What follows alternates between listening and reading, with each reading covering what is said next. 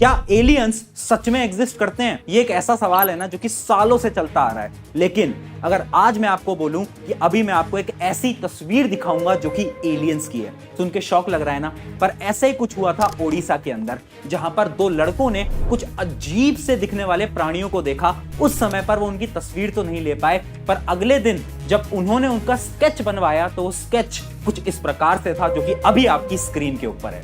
ये स्केच देखते से ही हर कोई शॉक होया और उन सबको ये लगा कि शायद उन दो लड़कों ने एलियंस को देख लिया है। तो क्या उन्होंने सच में एलियंस को देखा था? तो देखो यार, ऐसे एलियन देखने वाले इंसिडेंट्स आज तक दुनिया भर में बहुत सारे हुए हैं।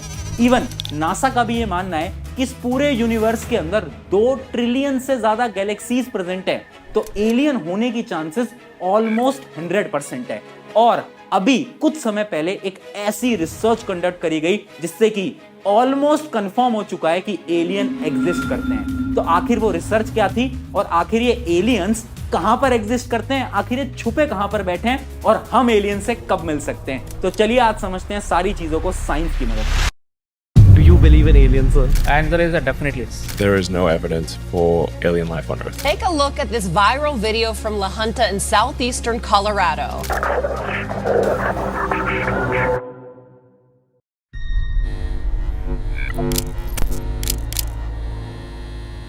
तो हाय एवरीवन, मेरा नाम है प्रशांत। कभी ना कभी आपके मन में यह सवाल तो जरूर आया होगा ना कि क्या सच में एलियन एग्जिस्ट करते हैं? तो देखो, इसी कहानी की शुरुआत होती है 1977 के अंदर। 1977 के अंदर ना यूएस की एक लेबोरेटरी के अंदर अचानक से कुछ ऐसे सिग्नल आते हैं जिनको देखकर हर एक साइंटिस्ट शॉक हो जाते हैं, क्योंकि वो जो सिग्नल थे ना वो इतने ज्यादा एडवांस थे जो कि उस समय पर बन ही नहीं सकते थे। यानी वो जो सिग्नल है वो कहीं बाहर से आए हैं और उन सिग्नल का नाम उन्होंने दिया द वाव सिग्नल। ये कुछ ऐसे सिग्नल हैं जो कि शायद से एलियंस ने जनरेट करे थे, पर उस समय पर एलियन का कोई भी प्रूफ साइंटिस्ट के पास नहीं था। उसके बाद एक कहानी आगे बढ़ती है 1980 के अंदर। 1980 में एक किताब लिखी गई एक साइंटिस्ट के द्वारा ही। उस किताब का नाम था द रॉसवेल इंसिडेंट, और उस किताब में बताया गया कि एक समय पर एक प्लेन क्रैश हुआ था एक जगह पर। जब उस प्लेन क्रैश के वेस्ट सामान को उठाया गया और उस पर स्टडी की गया तो साइंटिस्ट ना शॉक हो गए, क्योंकि वो कोई नॉर्मल प्लेन नहीं था, वो एक ऐसा एडवांस प्लेन था जो कि उस समय पर पृथ्वी पे एग्जिस्ट ही नहीं करता था। और साइंटिस्ट ने यह बताया कि शायद ये अपने प्लेनेट का ही नहीं है, ये किसी और प्लेनेट का है, और उसका नाम दिया गया उस किताब के अंदर द यूएफओ। यानी शायद एलियंस आए थे और उनका यूएफओ गलती से क्रैश हो गया था। उसी किताब के अंदर शायद ये भी बताया गया कि वो जो एलियंस थे उस यूएफओ के अंदर, उन एलियंस को यूएस ने कैद कर लिया है और उन्हें एक सीक्रेट एरिया के अंदर रखा गया है, और उस एरिया का नाम है the area 51। Area 51. The Area 51. Area 51. Area 51. Area 51. ये एक ऐसा एरिया है जिसका कभी ना कभी आपने नाम तो जरूर सुना होगा, क्योंकि ये एक टॉप सीक्रेट एरिया है जिसके बारे में यूएस कभी भी खुल के नहीं बताता है। और पता है, आज से कुछ साल पहले ही एक साइंटिस्ट आते हैं एक इंटरव्यू के अंदर और वो ये बताते हैं कि मैं एक ऐसा साइंटिस्ट हूं जो कि एरिया 51 के अंदर काम किया करता था, और मुझे यह पता है कि एरिया 51 के अंदर एलियंस पे रिसर्च करी जाती है। इवन यूएस ने एरिया 51 के अंदर एक एलियन को पकड़ के भी रखा है और वो उस एलियन के साथ नई नई टेक्नोलॉजीज पे काम कर रहे हैं। सुन के बहुत ज्यादा फनी लग रहा है, पर क्या पता ये बात सच हो। अब हम समझते हैं कि साइंस क्या बोलती है। तो देखो, सबसे पहले तो तुम मुझे कमेंट में बताओ तुम्हारा क्या मानना है, क्या एलियन एग्जिस्ट करता है? तो यस लिखो। अगर तुम्हें लगता है एलियन एग्जिस्ट नहीं करता तो फटाफट से नो लिखो, क्योंकि इस वीडियो के एंड तक आपका पर्सपेक्टिव एकदम चेंज होने वाला है। अब सोचने वाली बात यह है कि आखिर पृथ्वी पे ही लाइफ है क्या? किसी और प्लेनेट पे लाइफ नहीं है क्या? तो इसका एक सिंपल सा आंसर है। देखो, पृथ्वी जो है ना वो सूरज से ना ही ज्यादा नजदीक है और ना ही ज्यादा दूर।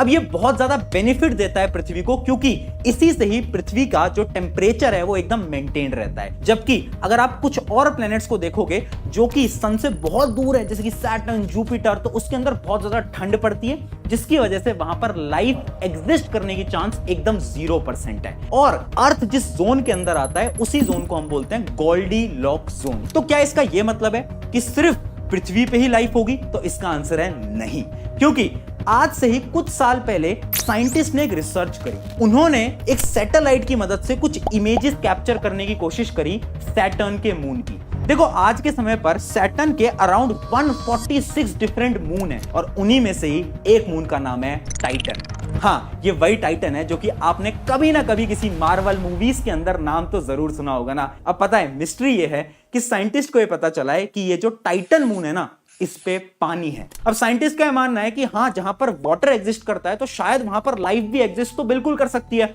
पर लाइफ का कोई प्रूफ वो तो अभी तक बिल्कुल नहीं मिला है। पर इसी के कुछ साल बाद एक ऐसी रिसर्च की गई जिसने कि सबको शॉक कर दिया। और सबसे अच्छी बात पता है क्या है कि ये जो रिसर्च है ना, ये एक इंडियन बेस्ड साइंटिस्ट ने करी है नासा के अंदर, और उन्होंने इस रिसर्च से एक डिफरेंट प्लेनेट को खोज निकाला है और उस प्लेनेट का नाम है K2-18b। पता है इस प्लेनेट के अंदर खास क्या है? जब इस प्लेनेट के ऊपर रिसर्च की गई तो ये पता चला इस प्लेनेट पे CO2 यानी कार्बन डाइऑक्साइड है, मीथेन गैस है और उसके साथ साथ DMS केमिकल है। अब ये जो DMS केमिकल है ना, ये बहुत ज्यादा स्पेशल है। पता है क्यों? क्योंकि ये ऐसा इकलौता केमिकल है जो कि सिर्फ कुछ ऑर्गेनिजम्स प्रोड्यूस कर सकते हैं जो कि ओशन की डेप्थ में रहते हैं। यानी इसका साफ मतलब है कि जो प्लेनेट है ना K2-18b, इसके अंदर लाइफ एग्जिस्ट करती है।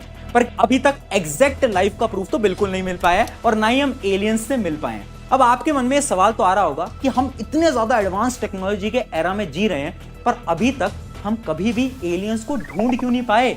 तो देखो यार, क्या आपको पता है कि हमने एलियन को ढूंढने की कोशिश तो बहुत करी है, और इसी की पहल स्टार्ट होती है 1974 के अंदर, जब हमने रेडियो टेलीस्कोप की मदद से एक सिग्नल अपने स्पेस के अंदर डिप्लॉय करा और उस सिग्नल ने एलियन को अलग अलग संकेत दिए, यानी अलग अलग मैसेजेस दिए। पर क्या उससे कोई रिस्पॉन्स आया? तो उसका आंसर है नहीं। फिर कुछ सालों बाद जब टेक्नोलॉजी और एडवांस होती गई तो नासा ने क्या करा, कुछ स्पेस प्रॉब्स लॉन्च करे। अब तुम पूछोगे स्पेस प्रॉब क्या होते हैं? ये कुछ भी नहीं है, ये स्पेस क्राफ्ट की तरह ही होते हैं, बस इसके अंदर कोई ह्यूमन नहीं होता, ये टेक्नोलॉजी से चलाए जाते हैं। तो दो स्पेस प्रॉब्स लॉन्च करे नासा ने जिनका नाम था Voyager 1 और Voyager 2। और पता है साइंटिस्ट ने क्या करा? इनके अंदर कुछ मैसेज सिग्नल्स डाले, यानी साइंटिस्ट ने इनके अंदर कुछ डायग्राम्स डाले, कुछ ऐसे डायग्राम्स जो कि एलियन को ये संदेश देंगे कि आखिर ये जो पृथ्वी है ये कहां पर लोकेटेड है।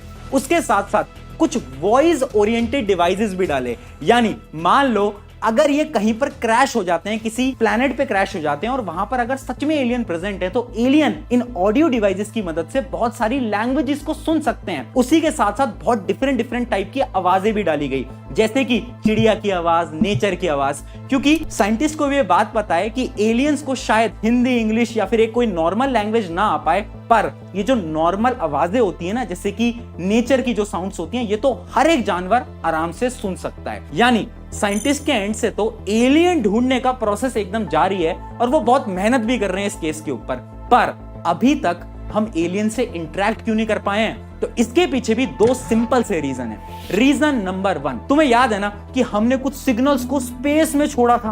अब रियलिटी में तुम्हें बताऊं, अगर वो सिग्नल लाइट की स्पीड से भी ट्रेवल करेंगे ना, तो भी उन्हें अराउंड 10 या फिर 20 बिलियन ईयर्स लगने वाले हैं, यानी इतना समय उन्हें लगने वाला है। इस वजह से अभी तक हम एलियन से कनेक्ट ही नहीं कर पाए हैं। ये तो था रीजन नंबर 1। रीजन नंबर 2, जो कि सबसे प्रैक्टिकल रीजन है, और उस रीजन का नाम है कि शायद हम उस समय तक मर जाएंगे। समझाता हूं बहुत डिटेल में और बहुत आसान से। आज से कई साल पहले ह्यूमन लाइफ स्टार्ट हुई थी, यानी ह्यूमन ने डेवलपमेंट करना स्टार्ट करा था आज से कई लाखों साल पहले, और इन लाखों सालों के बाद जाकर आज हम एक ऐसी स्थिति के अंदर पहुंचे हैं जब हम एक ऐसी टेक्नोलॉजी को बना पा रहे हैं जो कि शायद एलियन से कनेक्ट करवा पाए। अब इस पूरे प्रोसेस के अंदर ना हमने इस पूरी दुनिया के बहुत सारे रिसोर्सेज को यूटिलाइज कर लिया है, जैसे कि पेड़ हो गया, पानी हो गया। इन रिसोर्सेज को हमने बहुत स्ट्रॉन्ग तरीके से यूटिलाइज करा है और आज से कुछ हजारों साल तक हम इन्हें और यूटिलाइज कर पाएंगे और अपनी टेक्नोलॉजी को एकदम हाई लेवल पे ले जा पाएंगे। पर एक समय ऐसा आएगा जब इस पूरी पृथ्वी की सारे जो नेचुरल रिसोर्सेज हैं वो खत्म हो जाएंगे और उस समय पर ये पृथ्वी भी खत्म होना स्टार्ट हो जाएगी, यानी सारी ह्यूमन पॉपुलेशन, सारे एनिमल्स, सारे रिसोर्सेज, सब कुछ तबाह हो जाएगा और वापस से ये पृथ्वी जीरो से शुरुआत करेगी। और फिर वही होगा कि कई लाखों साल तक डेवलपमेंट होगा, फिर एलियन से कनेक्ट करने की कोशिश करेंगे, पर जब तक वो कनेक्शन हो पाएगा तब तक वापस से ये दुनिया खत्म हो जाएगी। तो ये दो बेसिक रीजन थे जिसकी वजह से शायद आज तक हम एलियंस को ढूंढ नहीं पाए और उनसे बात नहीं कर पाए। पर एक ऐसी थ्योरी है ना जिसके बारे में कोई बात नहीं करता है, पर बहुत सारे साइंटिस्ट उस थ्योरी को ट्रू मानते हैं। इवन एलॉन मस्क ने भी उस थ्योरी को अपनी इंटरव्यूज के अंदर बार बार बोला है। I think here's, in my mind, like the strongest argument for for us being in a simulation, probably being in a simulation, I think is the following. ये थ्योरी स्टार्ट होती है आज से कई साल पहले। अगर आपने नोट करा हो ना, तो हमारे कुछ साल पहले जो गेम्स हुआ करते थे ना, वो एकदम बेसिक गेम्स हुआ करते थे, पर 100 साल बाद ही हमारे गेम्स एकदम एडवांस हो चुके हैं, एकदम हाई लेवल के गेम्स बन चुके हैं। और शायद आज से 100 साल बाद कुछ ऐसे गेम्स भी बन जाएं जिनमें हम रियल लाइफ और वर्चुअल गेम में डिफरेंस ही पता ना लगा पाएं, और शायद हमसे कोई हायर सिविलाइजेशन जो कि हमसे ज्यादा डेवलप था, उसने ऑलरेडी एक ऐसा ही वर्चुअल गेम बना लिया था और उसी गेम के हम सब प्लेयर्स हैं, यानी हम उन्हीं का ही बनाया हुआ गेम खेल रहे हैं। और ये जो थ्योरी है ना, ये सच इस वजह से भी लगती है क्योंकि ये सारी थ्योरी हर एक रिलीजियस किताब के अंदर लिखी हुई है। यानी चाहे आप हिंदू धर्म से बिलोंग करते हो, चाहे आप मुसलमान हो, चाहे आप क्रिश्चियन हो, चाहे आप सिख हो, हर एक रिलीजन के अंदर एक चीज कॉमन है जो कि है गॉड, अल्लाह, यानी एक ऐसी सुप्रीम पावर जो कि हम सबको कंट्रोल करता है। अब रिलीजियस बुक के अकॉर्डिंग शायद वो गॉड है और साइंस के अकॉर्डिंग गेम डेवलपर, यानी कोई ना कोई तो है जो कि हम सबको कंट्रोल कर रहा है, और शायद उसी गेम के अंदर आज के समय पर हम सब हैं और हम उसी गेम को डेली यानी हर रोज खेल रहे हैं। आपकी क्या राय है इसके ऊपर? मुझे पता है सुन के बहुत ज्यादा शॉक लगा होगा। अगर शॉक लगा है तो इस वीडियो को जाओ और अपने दोस्त के साथ शेयर करो। बहुत सारी डिस्कवरीज हैं एलियन के ऊपर। मेरा यह मानना है कि एलियन एग्जिस्ट करते हैं। आपका क्या मानना है फटाफट से कमेंट में जरूर बताना। शुक्रिया एवरीवन, मेरा नाम है प्रशांत।